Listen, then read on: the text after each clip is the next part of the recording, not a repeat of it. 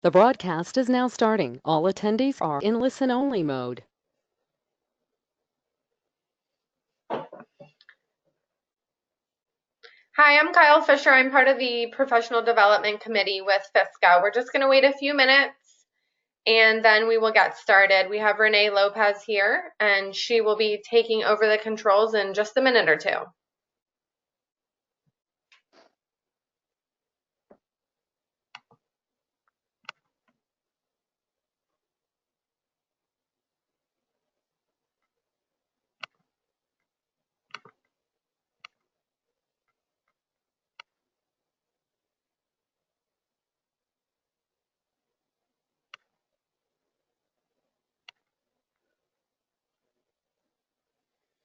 All right, I'll give us about one more minute and then we'll get started. And we are recording this so it can be sent out to anyone that registered and was not able to join us today.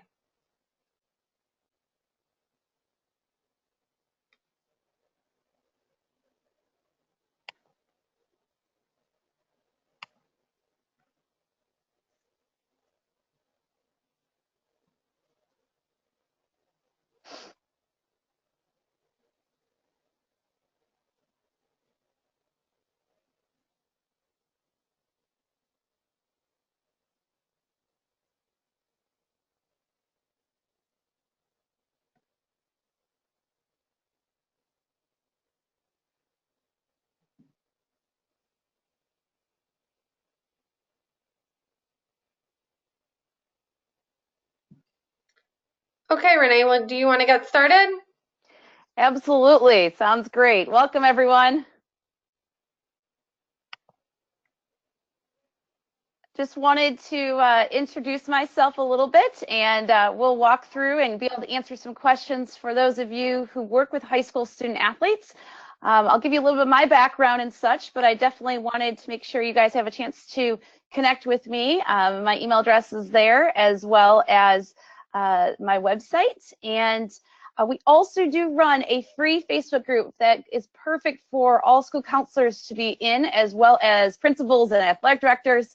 And we also run Facebook groups for parents, and we also run Facebook groups for high school coaches too. So I am the author of the upcoming book, Looking for a Full Ride, an Insider's Recruiting Guide, as you can see right there. And I'll be talking a little about my research of what I've been doing for the past 2 years. But I wanted to, first of all, get to know those of you who are in the audience. And fortunately, we're having a bit of an issue here. 1 second. There we go. So today, I just want to have a poll real quickly. I want you to think about this. And those of you who are joining us just via video later, just want you to think about this. Your principal knocks on your door asking you to present tomorrow on what a student athlete should do to be recruited to play in college to all the student athletes and their parents. Do you A, freak out, or do you B, think, okay, I kind of know the basics of athletic recruiting, or are you pretty confident in realizing that? So we'll have you guys put those answers in there. Are you an A, B, or C in there? And you put it right into the chat box, and it will help us to kind of think through as we go forward. So the other second question is thinking about how many student athletes from your school signed this past school year to continue playing in college for the fall of 2018.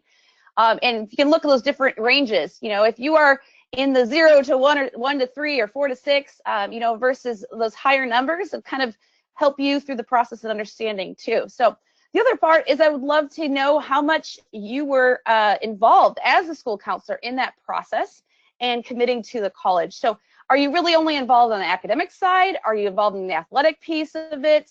Or, you know, just parts of it? Or is it more landing on the shoulders of coaches or the parents of the student athletes or the athletic director? And how does that all work in looking for it within your school district? So let me give you guys a little bit of a background in what we're doing and where I'm going with all of this fun. I was a college soccer coach for 14 years, and I served at the Division I level as well as Division II and NAI as a head coach. And you know, we had quite a few honors along the way. I am a proud Florida grad as well. I did my master's there in exercise sports science. That's why I am literally considered a mess. And I also was a college athlete myself, and as a coach, developed 3 All-Americans. I was Coach of the Year, as well as over 30 All-Conference players. I was honored to be on staff at the University of Florida as a grad assistant as well while we went to the Elite Eight. I've also had quite a few regional championships that we've worked through, and many team academic awards and sports ministry and sportsmanship awards. I've offered hundreds of scholarships to student athletes, so I've seen quite a bit of that process. I've also was a compliance director, so I learned the ins and outs of what that looks like from a compliance standpoint with the NCAA, which is, many people tell me, is just the most confusing side of anything that they do in the college recruiting process for student athletes. I am an international speaker, trainer, and coach for the John Maxwell team, John Gordon Company, Positive Coaching Alliance, and 3Dimensional Coaching. And I do a lot of speaking in terms of coaching education programs, leadership development, and team building programs. And I do that in the corporate world as well as in a lot of educational and sports organizations. So I just want to give you a heads up of what we've been doing of the research for my book that will be coming out this fall. We were really excited as I was transitioning out of being a college coach. I was working crazy hours, working 90 hours a week, and I just decided I really wanted to make a change and started to research the idea of how do we help high school student athletes with the college recruiting process? How do we educate those who serve them, including coaches and athletic directors, and also the school counselors that are interacting with these student athletes and trying to help these kids get to the right place and what's the best fit for them overall. So what we've done is we've actually interviewed over 50 college coaches and athletic directors. This has taken about a year and a half for that process to happen. We have interviewed all different sports, all different divisions, and all across the entire United States. We have quite a few big names, including the head women's soccer coach for the University of Virginia. He is also currently the assistant women's soccer coach for the U.S. women's national team. We have a water polo coach from the University of Indiana. We also have the athletic director from the University of Florida who's been interviewed, as well as the University of Alabama athletic director. And we have a gymnastics coach from Nebraska. We have football coaches from out on the West Coast. And we have pretty much tried to ask questions to every single coach that we can possibly get in touch with and be able to really ask them, what is it really like to be an insider? And how should we help high school student athletes? And they're going to give all of their information for this. So this book will be coming out later this fall, but we're going to give you a sneak preview with a lot of the research I'm talking about today and the things that we found. We've been honored already to be featured on SiriusXM, ESPN Radio, and with the National Alliance for Youth Sports, as well as USA Weekly and multiple podcasts as well. And I'll give you some links to some of those things a little bit later. That most of those are listed for free on our website if you want to hear a little bit more through the process. And here's going to be the big thing. If you stay on towards the end of this seminar, we are going to give away a bunch of free, yes, you heard that word right, free different resources that you can have. But you have to stay on to the very end. That's our catch to keep you here. We have lots of them that are out there and want to make sure that you guys are encouraged to keep on the line and watch through this. So we're going to, there's a little bit more of what some of the things that we've been a part of. We're actually do work with speaking with the Florida Youth Soccer Association and multiple of these other organizations that you see right there. Parenting Aces, so we've done some work with tennis. We've also done some work in the swimming world and been on different areas. We basically try to cover all different sports and be able to utilize that for opportunities to be able to share and be a recruiting educator. I am not a recruiter anymore. I used to be for many years, and I'm also not a recruiting service. We'll distinguish what that looks like a little bit later today. But the idea is that we don't do the things for the kids. We instead educate them, and that's my entire role, and that's my objective in everything that I do. I go around to a lot of different high schools, a lot of different sports organizations, and also webinars and speaking and traveling all across the United States, and also do some work in Canada. So I am here today to really be your helping hand. That is my objective. If you see that guy who's fallen off on that picture and he's looking to, he's barely hanging on, some of you guys may feel that way when it comes to the college recruiting process. So I'm gonna help you guys tackle some assumptions. We're gonna talk through about where your role can be and how do you do this when you're managing hundreds and hundreds of kids that we know you guys all have and your schools that are assigned to you. How do we teach the kids the broken leg test? How do they market themselves within the recruiting roles? What's the difference between camps and unofficial visits and official visits? What does the Eligibility Center and core courses look like, as well as scholarships, verbal commitments versus signing? and opportunities that I can maybe help you and make the process easier. And then if you stay till the very end, we will offer you 17 free resources. Yes, you saw that right. Quite a few. We're going to give you lots of information completely free for you to pass on to your student athletes. So here's a few assumptions I want you guys to think about.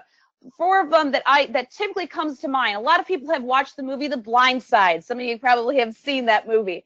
In the movie The Blind Side, many things come out that is a very different perspective than what is actually the truth of how things go. So let's tackle a few of these assumptions and myths that go on.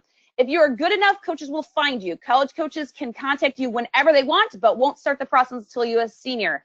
All they care about is getting you into the school and your athletic ability. All of those things are completely false. If you look and you say the majority of high school student athletes don't have, like you see in the movie The Blind Side, they don't have college coaches knocking on their door and reaching out to them and knowing that they're going to knock on their door and offer them this, that, and the other. That's just not how it works for about 95% of the student athlete population. So most of the kids actually need to be reaching out and marketing themselves, and college coaches cannot contact you whenever they want. But for the most part, except for a few rules and exceptions in softball, most of the time you as a student athlete can be contacting the college coaches. And so your role as a school counselor is being able to help them and encourage them to be reaching out instead of thinking, well, oh, it's the athletic director's responsibility to call coaches, or it's the high school coach's, responsibility to call the college coach. Reality is it really falls into the hands of the student athlete. The myth number 2 is that I should just hire a recruiting service to contact coaches for me. Coaches love those services. That is completely false. College coaches, after we've interviewed over 50 college coaches through this research, we have found that the majority of the college coaches do not like those recruiting services. Basically what they do is if you think about it, it's like they throw spaghetti at the wall and they just basically figure out what sticks. And if you think about that, it's really the idea is they just mass market kids to college coaches, and we want to make sure that we aren't in a situation that we are allowing that to happen. We want kids to really make sure that they are instead looking to do the process themselves, and I'm going to help you helps them understand that process, and you can be a very key part in that as well. So if you could think through that, and we'll talk through the process of that. So the other assumptions are that all colleges offer athletic scholarships. Most athletes get a full athletic scholarship, and that all programs are fully funded. All 3 of those statements are completely false. All colleges cannot offer athletic scholarships. Division I is a opportunity that does offer more scholarships, and that is typically a larger university. There are exceptions to those rules, but there also are multiple scholarships that are only partials that can exist at that level. Now, there are some sports, typically football and basketball, which will have more opportunities for full rides, but they are not typically always happening in other sports. A lot of them are partial scholarships, and we'll explain a little bit what that looks like a little bit later today. And that the other idea is that all programs are fully funded. Well, let's talk through this. If we walk through, Division I is typically those bigger schools. What you hear about, there's the Power 5 conferences, the SEC, the ACC, which we all know about here in Florida, but you look at those schools and, there's only a certain number of kids that those schools can take and bring into their programs. Now, there are other opportunities for kids to look and play at other Division I universities that may not be part of the Power 5 or the typical FBS, the Football Bowl Series championships, and looking through those and understanding where is a good fit for you. And we'll talk through how kids can really decipher that. There are other Division I programs we call mid-majors, which could be opportunities for scholarship that are out there. But again, not every kid that is on a actual team at the Division I level is guaranteed to be on a full scholarship or even on any scholarship. It is something that it is a very big myth that most people don't understand. At Division II level, most of the model of Division II is, yes, there could be a few that are full scholarships, but a lot of them are packaged where it is a academic scholarship as well as an athletic scholarship stacked on top of each other. At the Division III level, those are not allowed to provide any athletic scholarships. This is very, very key to understand, that they are looking for other ways to fund that kid to come into that program. So Division III actually does not offer any athletic aid, but they can offer other scholarships and other opportunities. NAI is another governing body, and most people would say that they are very similar to Division II or Division III schools, depending on their level. They can offer scholarships and they can offer full ride scholarships, but for the most part, they are partial scholarships that are also being offered. Again, it's a matter of finding which schools belong to which governing body. There also is the National Junior College Association as well. Those are typically 2-year colleges, and they can offer full ride scholarships. Typically, the academic standards are a little bit lower. So, if you have a kid that may be struggling academically, the junior college route may be a best way. Or if you know that you have a good academic student athlete, but maybe their finances is a really big deal for them and that they need to really find some finances, the junior college route might be a good option for 2 years and be able to get more athletic scholarship available if that is been offered to them from coaches. The other part is myth number 4 is if I am a good student, I will be eligible to play in college. That is very, very, very false. It could be possible, depends on your core courses. And if you are a school counselor in high schools, that you are probably hearing these words all the time about core courses, specifically for the NCAA. It is very important that you understand and that your student athletes understand that their GPA of being eligible at the college level is based off of a certain specific set of core courses, depending on if they're going to go play Division I or Division II. It's important for them to understand the differences and what that could be. Do not assume that because a high school student athlete is a very good student that they are going to guarantee to be eligible. I'm going to give you a quick story. I had one player who played for me who was 4.0 AP classes, honors classes, everything under imagine. I think she was like at a 30 ACT. And we find out that she had missed one core course. She had still graduated from high school, but we find out that she had not taken a core course early on in her high school career, which actually led her to not being eligible in June after she had graduated from high school. We ended up finding a way to do it online, but she had to take 2 summer courses. Yes, you heard that correct. A 4.0 student with I think it was a 30 ACT had to do summer classes because she hadn't taken the specific core courses during her high school career. So it's important for us to really reach out and think through this process of the core courses. And you can find all of that information on the NCAA website. So I wanted to just zap a few of those myths and the typical assumptions that happen. So let's jump in. If you weren't involved with most of the athletic recruiting portion, who do you think did the majority of that process? I want you all to think through this.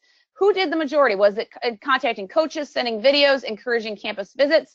Was it the high school coach? Was it the high school athletic director? Was it the club or AAU travel coach outside of the high school?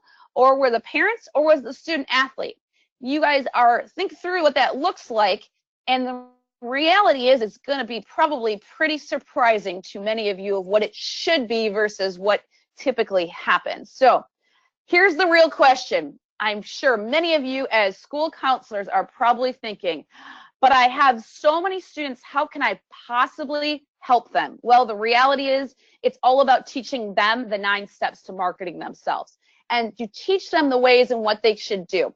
So what we do is we talk a little bit about helping them understand priorities. The first part of this 9-step program is making sure that we teach them the idea of a broken leg test. And so what is a broken leg test? Well, I always tell them it's the first week of preseason, you break your leg and your season's done for and you can't play anymore. Are you still at the right college? Have you found the right fit for you outside of the athletics portion? And I think many of you are working with regular students who you go through this process with. But I think usually when it comes to athletic scholarships and where can I play is what gets a little bit clouded in terms of their judgment. So if you can help them during their freshman, sophomore year to encourage them to be researching and starting to initiate contact to 20 to 30, maybe even 50 schools, depending on where they're at academically. But the idea is that they have started to narrow down schools that would be a good fit for them academically first, having obviously the choices of major, and socially, is it a big school? Is it a small school? Is it, a school that's a faith-based? Is it a school where their focus is on engineering, or their focus is on, graphic design and arts, or maybe it's aeronautical engineering, something along those lines like we have here in some of those schools in the South. but also the size of the city in which they're living in, as well as the weather. I know so many Floridian kids do not want to go up north. They think of that crazy white stuff coming out of there called snow, and they think they want to run the other way. But thinking through that, other opportunities for extracurriculars to be involved in. I coached at one school that we had a ski resort within 5 minutes of campus, and I can tell you that was a big draw for a lot of kids to look at, and to be a part of, and it was a big draw for the school. So just being able to balance that out, as well as opportunities for internships and careers and experience. But the thing is I think as coaches, a lot of people say that, they think that college coaches don't really care about anything besides the athletic portion in terms of recruiting.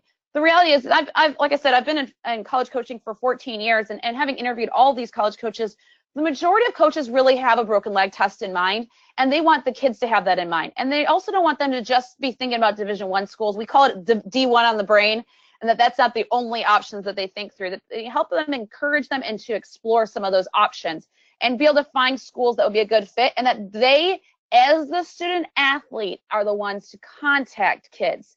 It is not supposed to be the email should not be coming from the parents or the coaches. It should be coming from the student athlete, contacting those coaches, letting them know of their interests. I think also another area that you guys can help with is educating them about social media. They probably hear about this all the time from you guys within the schools. We know that. But you also can regularly hear about situations about athletes being dropped from recruiting. I think this is a crazy statistic. This is actually a statistic I had before I have even finished up the most recent 15 interviews that we've done. But the first 35 out of 35 coaches that we surveyed said that they check the kids' social media prior to contacting you as an athlete. And so you start to think about that. Kids get crossed off a list before they even knew they were even on the list of interest from a college coach. So it's important if you guys can encourage them to not be bad-mouthing a coach, teammate, opponent, referee, or even yourself of that, oh my gosh, that awful school counselor, or things like that. Also the part that they need to know is that their friends' pictures can hurt them. And if you can think that through, and maybe you take a picture of this slide right here and offer this slide out to any one of your student athletes and say, yes, their pictures with their friends can hurt them. Also, we have a lot of people who say to us, well, that's no problem. I'll just put all my settings on private. In theory, that becomes the idea for most coaches. Most college coaches say that you have something to hide. And so it's almost the idea that you're guilty until proven innocent. So making sure they clean up their social media. We actually have a blog on this on our website, which I'll give you some information to on ways to be positive in social media and things that you should be posting, as opposed to oftentimes we tell student athletes of what not to post in social media.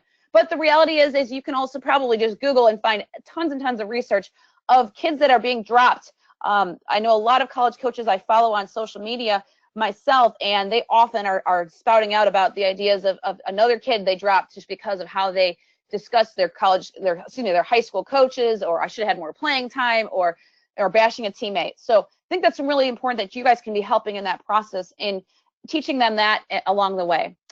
The third part is, like I mentioned, is they have to market themselves. So many kids watch movies like The Blind Side, and they think that the college coaches are just going to come knocking on their door. The reality is it needs to be the coming emails from the student athlete to the college coach, not from the parent, not from the high school coach. Yes, the high school coach can send a follow-up that may be, supportive, or maybe their club coach if they're playing for a club.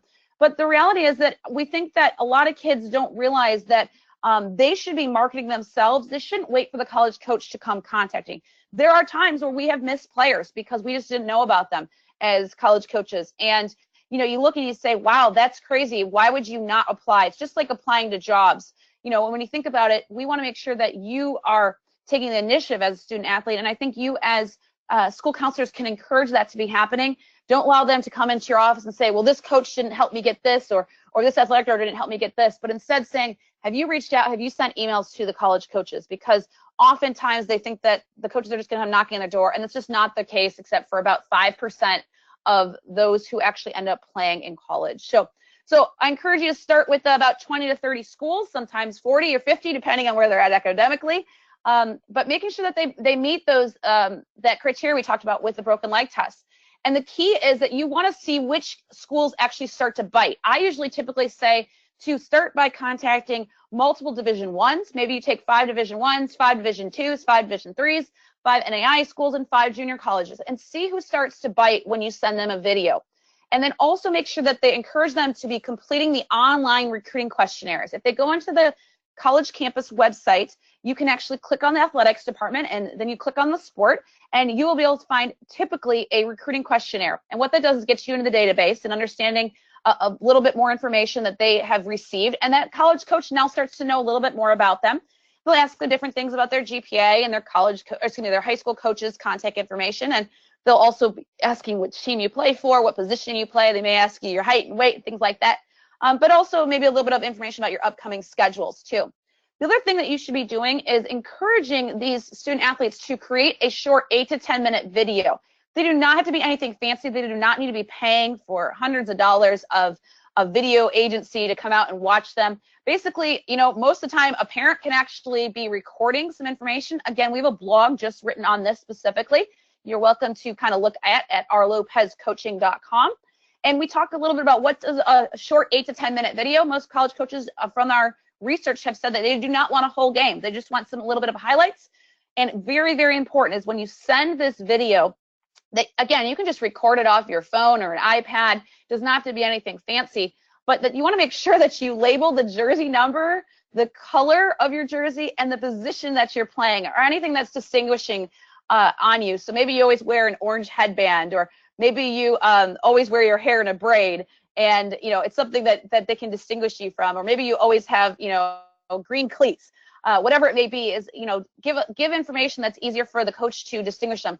College coaches will typically get close to hundreds of emails a month, and so you want to make sure that you're standing out and giving them opportunities to not delete your emails, but instead you're giving them reasons to keep your emails, as opposed to just putting them on the shelf, and that you want them to be able to not have any barriers to watching you play.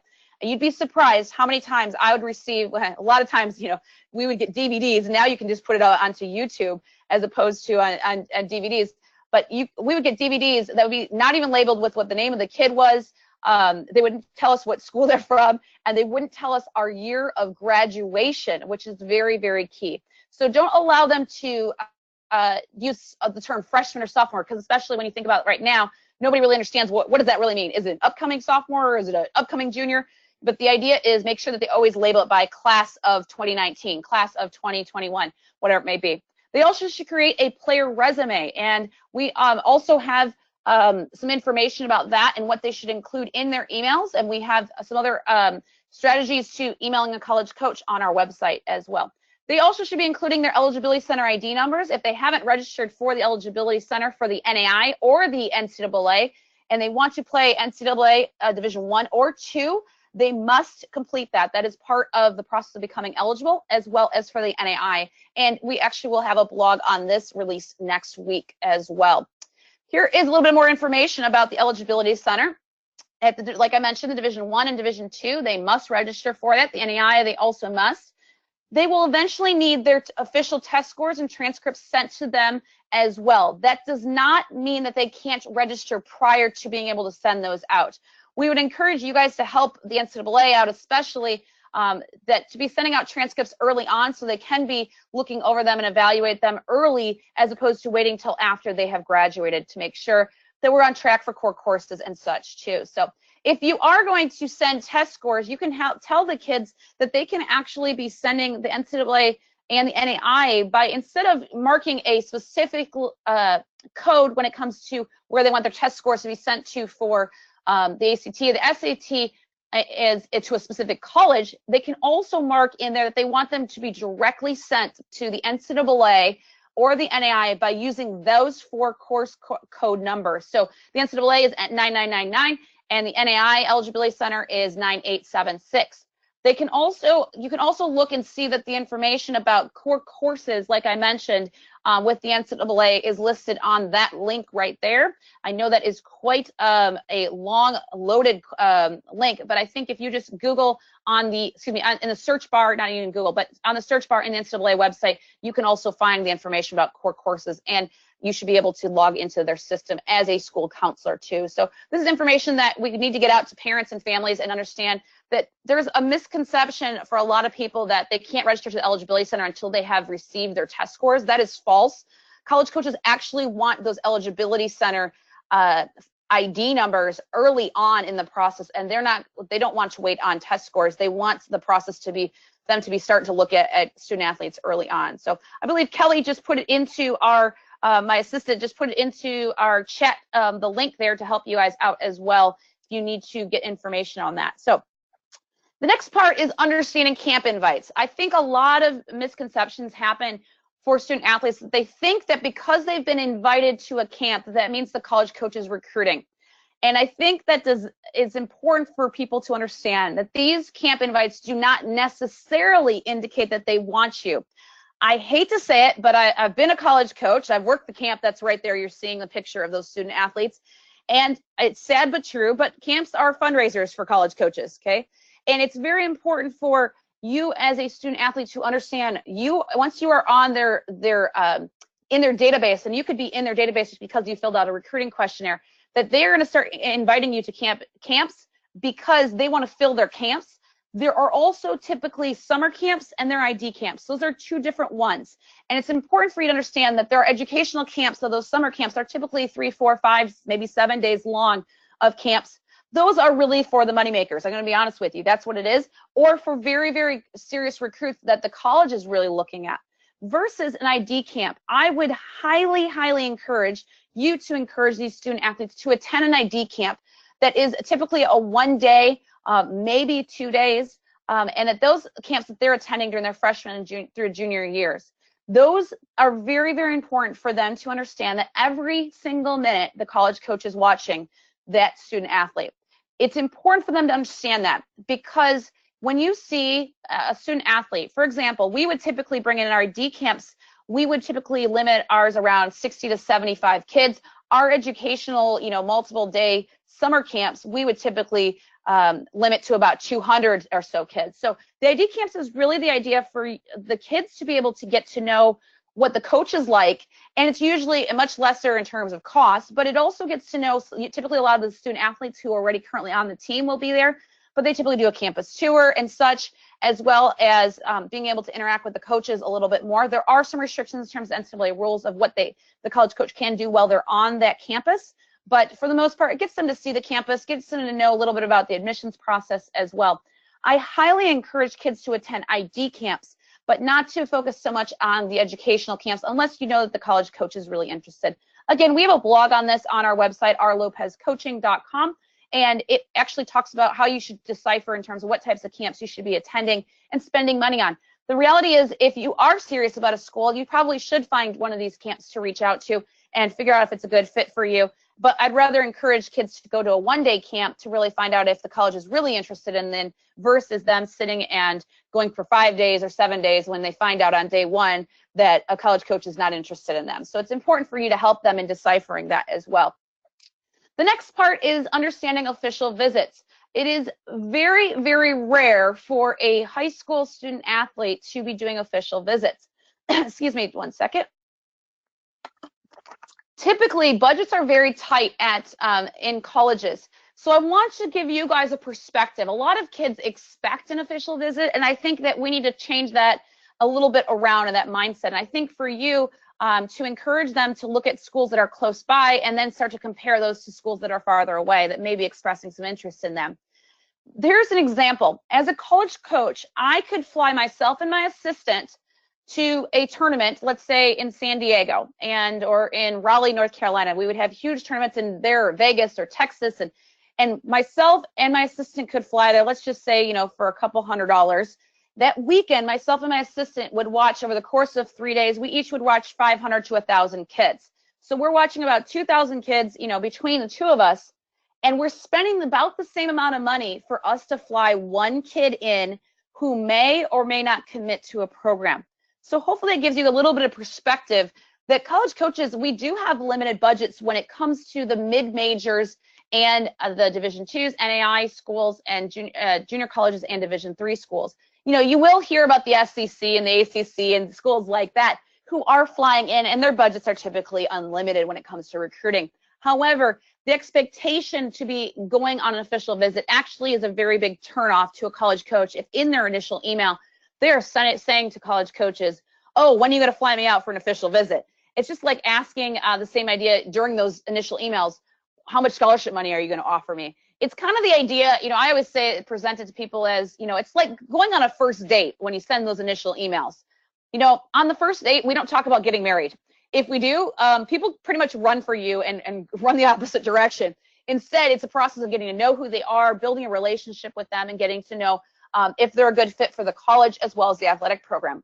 So it's very important for kids to actually understand they should not have the expectation of official visits. If it is offered to them, fantastic. But instead, they should be going on official visits as much as possible, which is at their own cost. And obviously, that becomes a little bit of an issue, but from a financial standpoint. But there's no reason that they can't start to look in areas within a couple hours of their school and their high school, and then to be able to kind of compare and look at what those look like. And especially in this day and age where they can look on virtual tours and websites and stuff like that too, is very, very important for them to be utilizing, as opposed to back in my day where we were sending VHS tapes and we didn't have the web to even look at, except for, we looked at paper brochures. So, it's important for kids to be able to do the research and looking at that.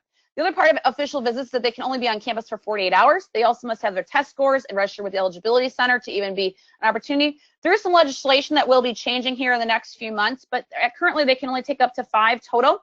But again, like I mentioned, many people are being offered athletic scholarship opportunities prior to even having an opportunity to do official visits. Just recently, it's actually legislation has changed that this can move to being done during their junior year of high school. It used to be only during their senior year.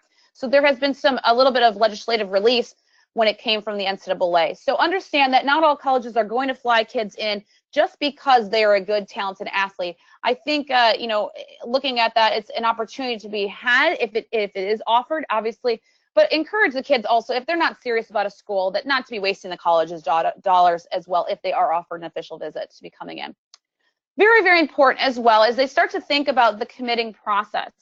I always encourage them to really think not only the broken leg test and think about, is this the right fit for me academically, but also, are they really this type of kid who can actually handle playing at the college level?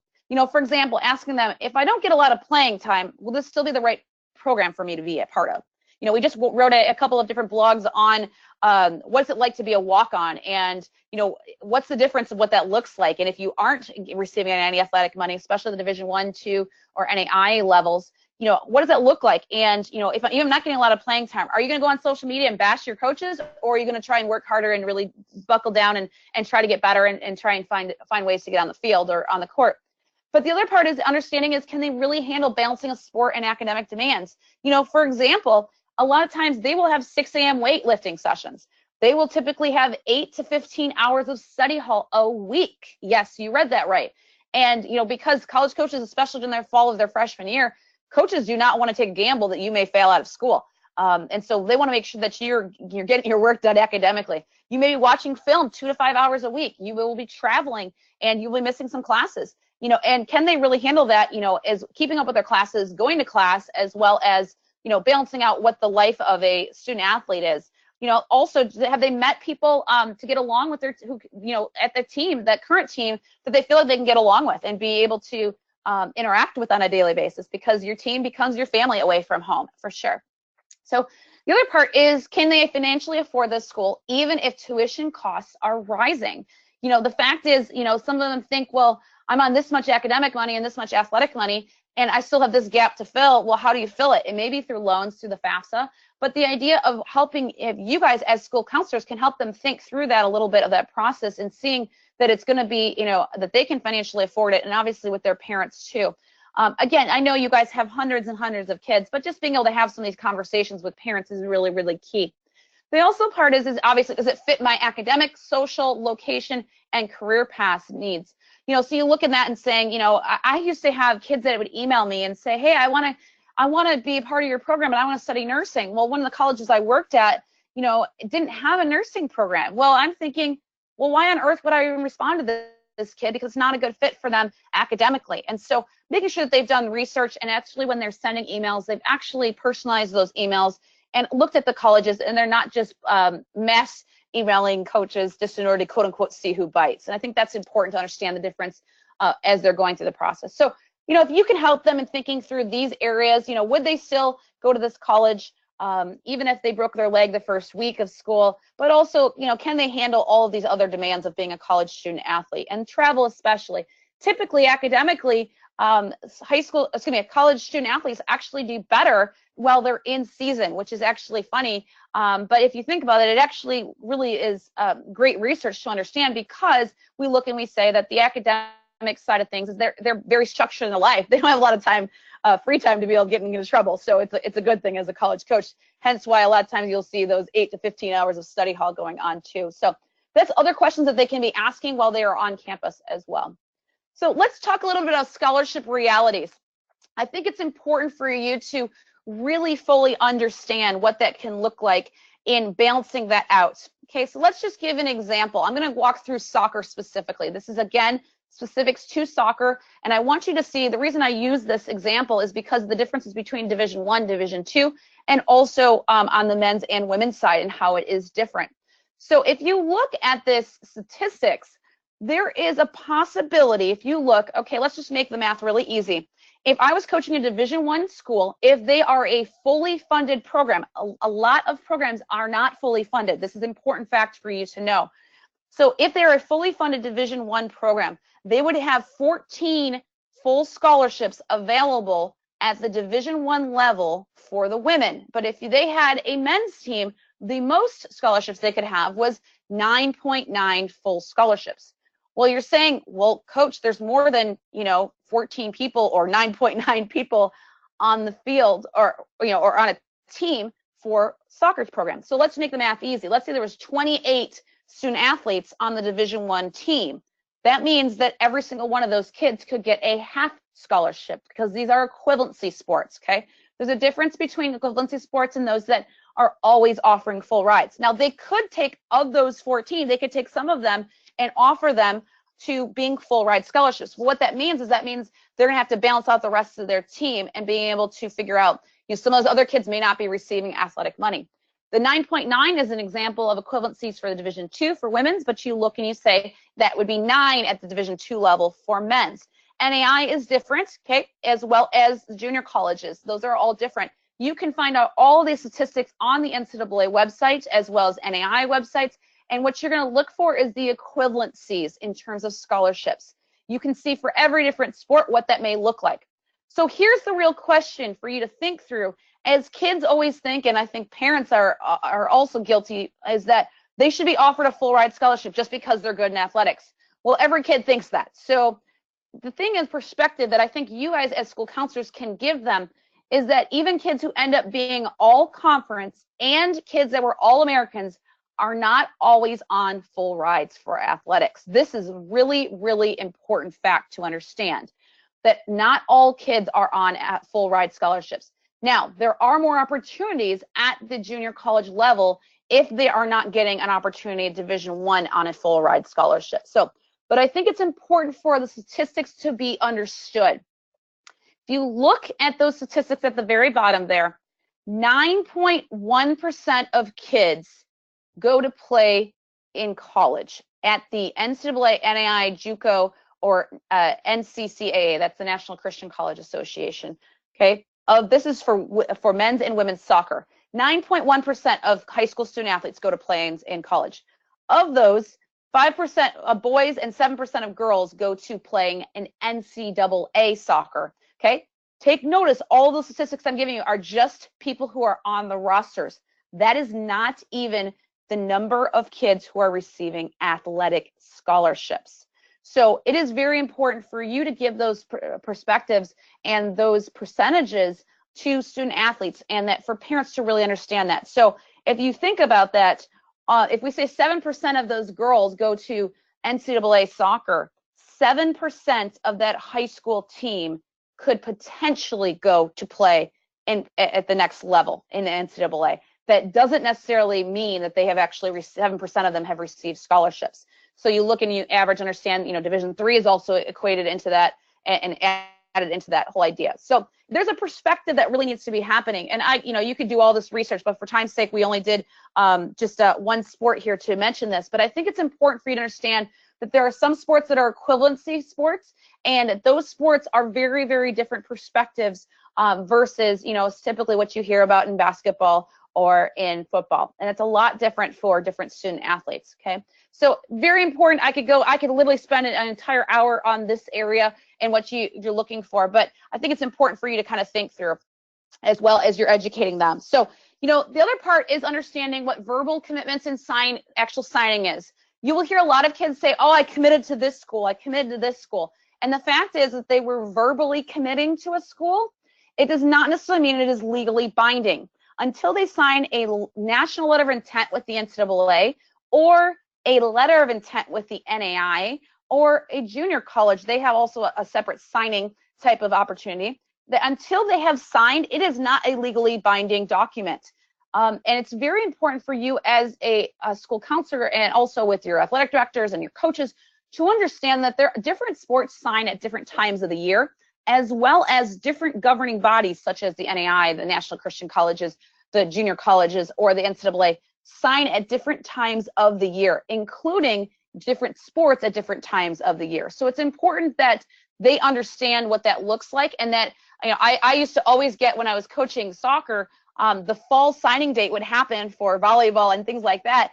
And I would always get someone, parent, contact me and saying, well, coach, why haven't I gotten the paperwork for my daughter to sign in November? Well, signing date for soccer at the NCAA level is not until February. And so they start panicking because they start to realize, well, should this kid be signing at this point in time? They're verbally committed. And it's the understanding of when those timelines are. And again, you can find that all on the NCAA website. So very, very important. Understand NCAA's Division IIIs do not officially sign. They can have a commitment letter. It is not as legally binding as what you have looked at for the NCAA Division I and Division II NLIs, and also the NAI's letter of intent. Currently, you do not sign with a coach. You sign with an institution. This is really important. There's actually proposals right now for this to be changing legislatively with the NCAA. Please note that until that does change, this is currently in effect. Legally, it is a legally binding document. It is possible to get out of one. I'm going to be honest with you. It's not easy. I highly do not encourage kids to do this whole switching thing that we start to hear about, and kids starting to change and verbally commit to one and then go and sign somewhere else. It's not very effective. I think it also really, it kind of speaks towards integrity that's going on too.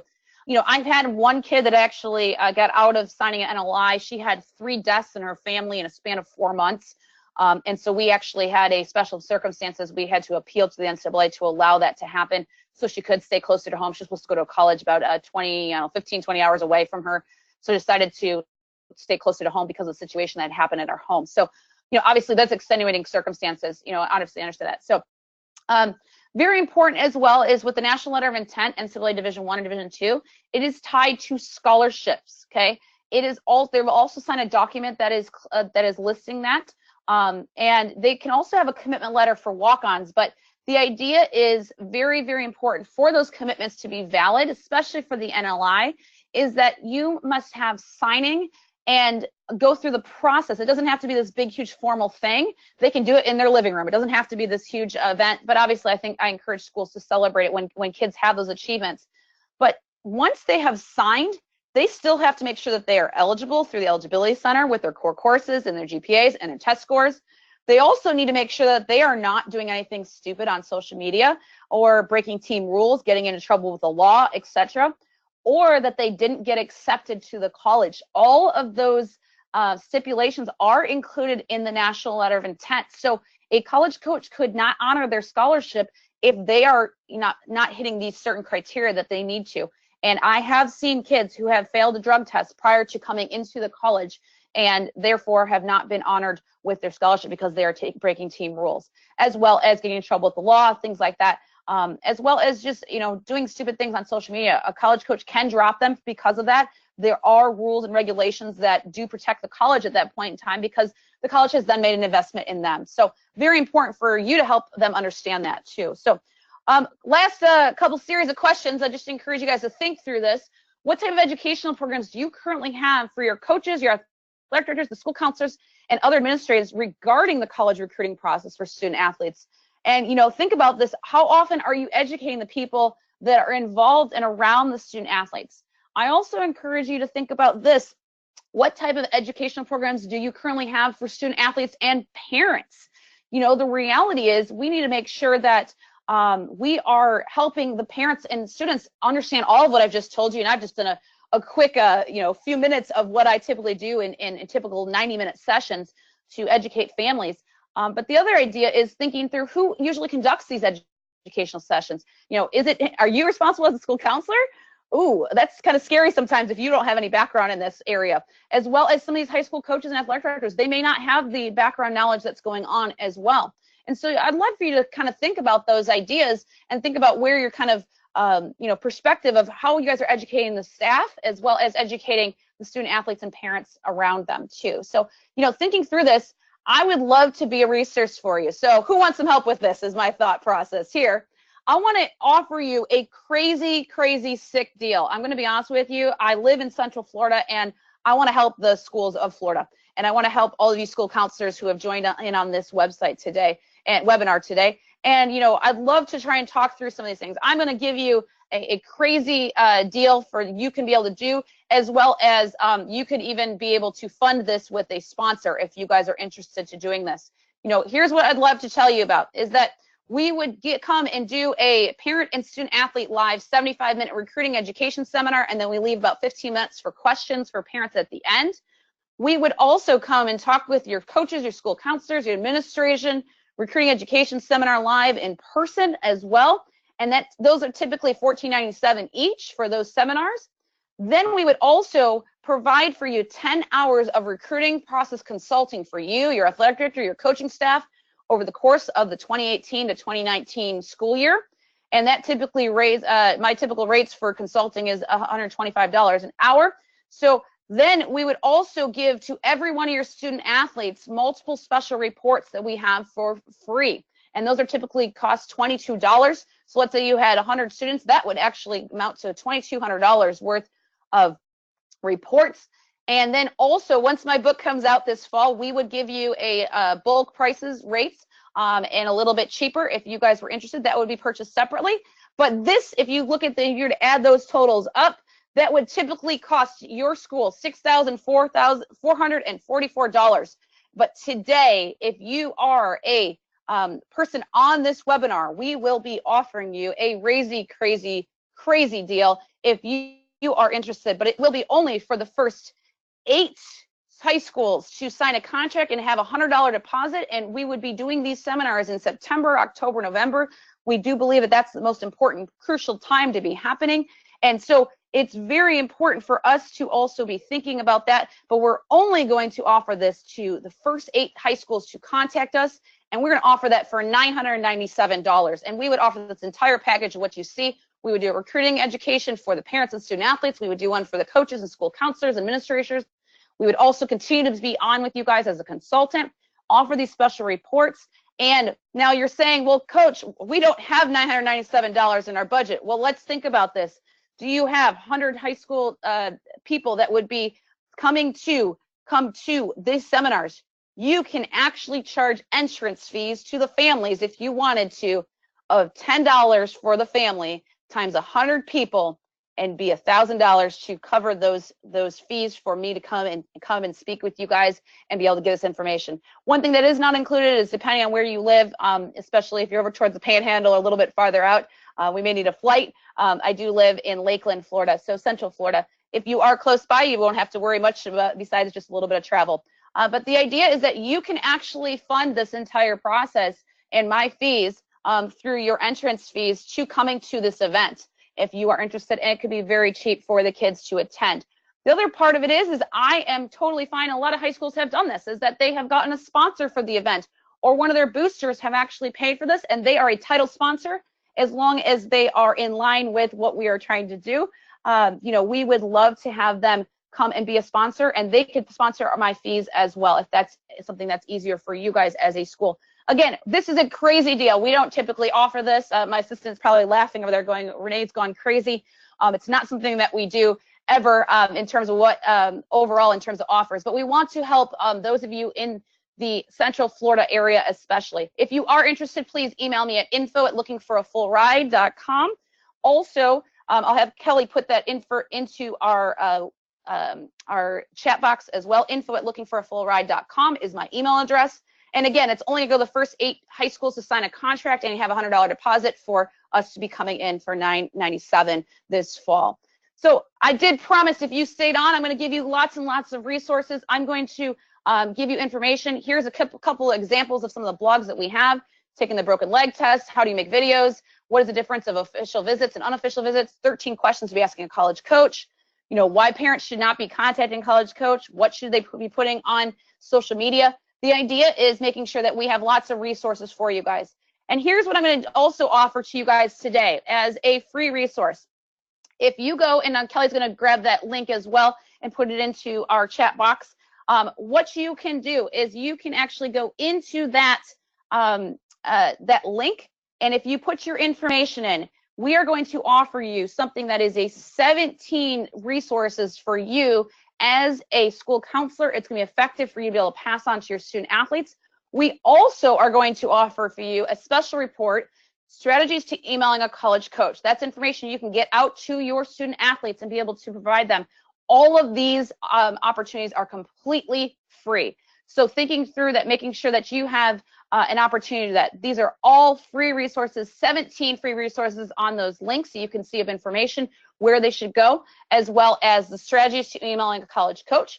If you log on to that, you will have completely free access to that. And then also we'll let you know whenever we release a new blog. We do once a week, we do a blog, as well as opportunities for to be able to connect. So as you start to think about this, some of you guys are going to jump on board with thinking through joining this opportunity right here. Like we mentioned, typically $6,444. But again, we're offering that for $997, and you can look to make sure that you opportunity to be able to charge entrance fees for your families, get a sponsor for the event. Either way of that, if again, you want to reach out to me at info@lookingforafullride.com. And then the final thing we'd like to just give you guys is an opportunity to be able to join our free Facebook group for school counselors on the recruiting process. We talk about all things recruiting, and I am very active in those. And the idea is that we want to be able to help you guys stay connected with us as well. So if you're interested in having us come out to your schools, please let us know. We would be glad to help you in the process. But you also can just do some research and find some more information that we have on our website, as well as getting to know information about when our book will be released, with all that research that we've just brushed on here, and giving them more information about what that looks like in the college recruiting process. So I love and appreciate the opportunity to be able to be working with you guys. And if there's anything else I can do, please feel free to reach out to me, info@lookingforafullride.com. I would be glad to help you guys with any other questions or concerns that you may have along the way, and that we can try and help you in educating these families. Again, my heart is to educate families and to make sure that we have opportunities to be able to help serve them in the best ways possible, and that you guys can take some of the load off of you, and parents not thinking that you guys are having to do all this work, but instead that we educate the student athletes on how to do the entire recruiting process. So I'm going to head this back over to Kyle, and who is with our FSCA information, and I just wanted to say thank you very much for the opportunity. Thank you, Renee. Like I said earlier, we did record the entire webinar, and we will be sending this out to anyone that registered that was not able to join today. And I believe it will also be available somewhere on the FSCA website, so that members can continue to view and get all this great information. So thank you so much. I know I learned a ton, and we'll definitely pass this on to a few people I know personally that could benefit from this. Well, thanks for having me, and please feel free to everyone reach out if there's anything I can do to help. Okay, thank you.